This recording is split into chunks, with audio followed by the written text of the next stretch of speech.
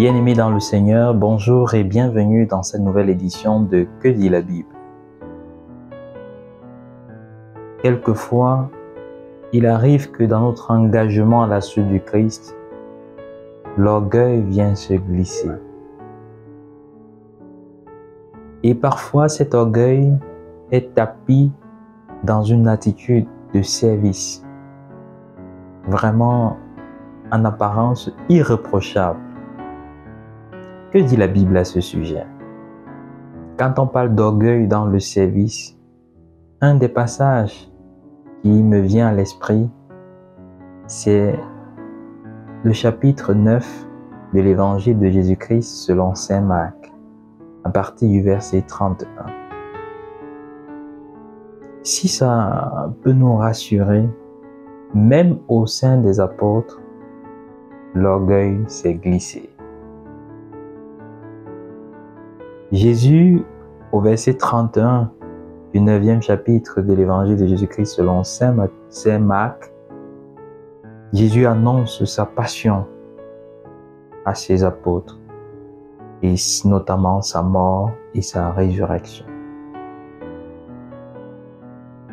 Et les apôtres faisant chemin avec Jésus vont arriver à Capharnaüm. Et au chapitre 33, Jésus pose une question assez déconcertante pour les apôtres au regard de la réaction de ces derniers. Jésus leur demande: de quoi discutiez-vous en chemin? Ça, c'est au verset 33. De quoi discutiez-vous en chemin? Et le verset 34 nous dit: les apôtres vont garder le silence, car ils avaient discuté de quoi? De qui était le plus grand.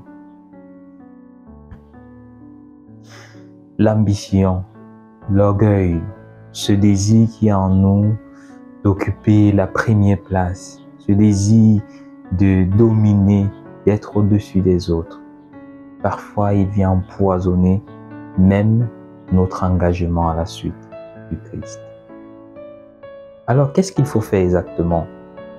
La première des choses, c'est de comprendre on peut se cacher de tout le monde, mais on ne peut pas se cacher de Dieu.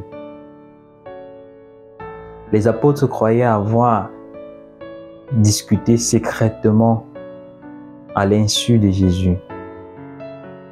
Mais lui, qui est Dieu et qui vit dans nos cœurs, connaissait bien leurs pensées. Première des choses, on peut se cacher de tout le monde, mais on ne saurait se cacher de Dieu. Dieu vit dans les profondeurs de notre intimité.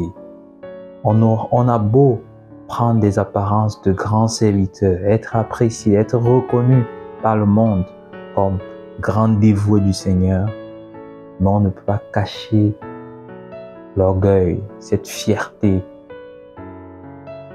au Seigneur.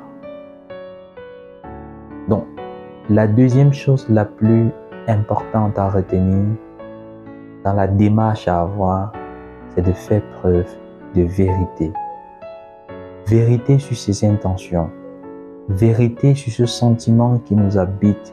Ce sentiment, ce désir d'orgueil, ce désir de domination, ce désir de la première place.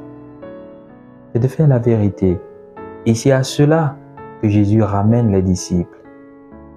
De quoi discutiez-vous en chemin? Jésus lève le voile sur l'intention masquée. Jésus envoie la lumière, Jésus éclaire le cœur des disciples en leur posant la question: de quoi discutiez-vous en chemin? La première des choses donc dans la démarche à avoir, c'est de faire la vérité sur ses intentions. Est-ce que dans le service que j'accomplis au quotidien, est-ce qu'il n'y a pas un peu de fierté? Est-ce qu'il n'y a pas ce désir au-delà des actes positifs que j'accomplis? Est-ce qu'il n'y a pas ce désir de grandeur, ce désir d'être au-dessus, ce désir d'être reconnu par les hommes? Faire la vérité. Une fois qu'on a fait la vérité, c'est toujours Jésus qui nous enseigne la suite. Vouloir la première place n'est pas en soi mauvais. Nourrir l'ambition ou l'aspiration à de responsabilités hautes n'est pas mauvais. Mais Jésus prescrit aux disciples finalement le chemin à suivre pour atteindre ce but. Et là, on l'a dans le verset 35, toujours dans le 9e chapitre de l'évangile de Jésus-Christ selon saint Marc. Que celui qui d'entre vous qui veut être le premier, qu'il soit le dernier et le serviteur de tous. Jésus ne nous invite pas à renoncer aux actes extérieurs que nous posons, mais Jésus nous invite à purifier l'intention.